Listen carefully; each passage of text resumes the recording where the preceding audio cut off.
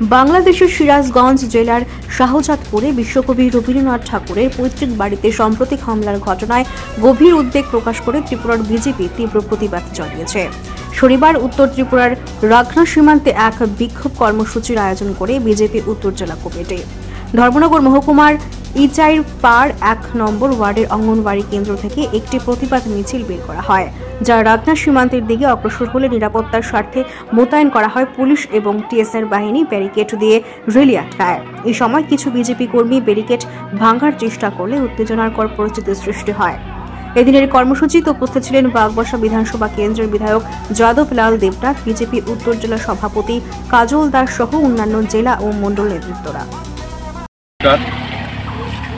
আজকের যে কর্মসূচি এটা আমাদের ভারতীয় জনতা পার্টি উত্তর ত্রিপুরা জেলা কমিটির আহ্বানে অনুষ্ঠিত হচ্ছে।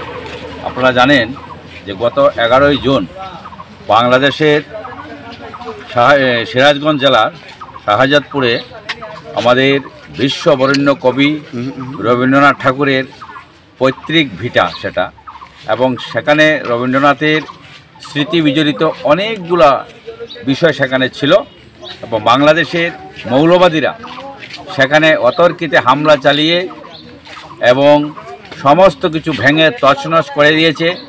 এবং বর্তমান যে সরকার আছে বাংলাদেশের, ইউনূস সাহেব, ওনার সম্পূর্ণ মদতে এই ধ্বংসলীলা সেখানে সংগঠিত করা হয়েছে। আমরা তার তীব্র প্রতিবাদ জানাই, ধিক্কার জানাই, এটা নিন্দা জানাই যে এটা মানবতা বিরোধী, এটা সংস্কৃতি বিরোধী, কৃষ্টি বিরোধী। এটা শুধু রবীন্দ্রনাথের উপরে, তার যে সংস্কৃতির উপরে বা তার যে ভিটাবাড়ি নষ্ট করা হয়েছে সেটা নয়, এটা সম্পূর্ণভাবে আমি বলবো যে সেটা ধর্মীয় জিগির তুলে সেটা করা হয়েছে। আমরা কবি গুরু রবীন্দ্রনাথ ঠাকুরকে শ্রদ্ধা করি, সেই সঙ্গে কিন্তু আমরা কাজী নজরুল ইসলামকেও আমরা শ্রদ্ধা করি, এখনও আমরা নজরুল জন্মজয়ন্তী আমরা পালন করি।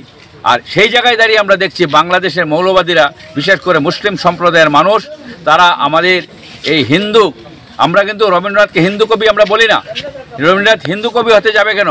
উনি তো বিশ্বকবি রবীন্দ্রনাথ ঠাকুর। কিন্তু সেই জায়গায় দাঁড়িয়ে রবীন্দ্রনাথের এই যে ক্ষতিটা করলো সেই পৈতৃক ভিটের, এটা অত্যন্ত নিন্দনীয়। সেই জন্য আজকে আমরা যে বর্ডার আছে আমাদের, সেখানে যে এক্সপোর্ট যে আছে বাংলাদেশের সঙ্গে, যেখানে আমাদের গেট আছে, সেই গেটে আমরা বিক্ষোভ প্রদর্শন করব। সেই কর্মসূচি আমরা আজকে সংগঠিত করব। কোন বর্ডারে আজকে আপনারা? এই তো ভাগ্যপুরে রাগনা বর্ডার যেটা আছে সেখানে আমরা করব।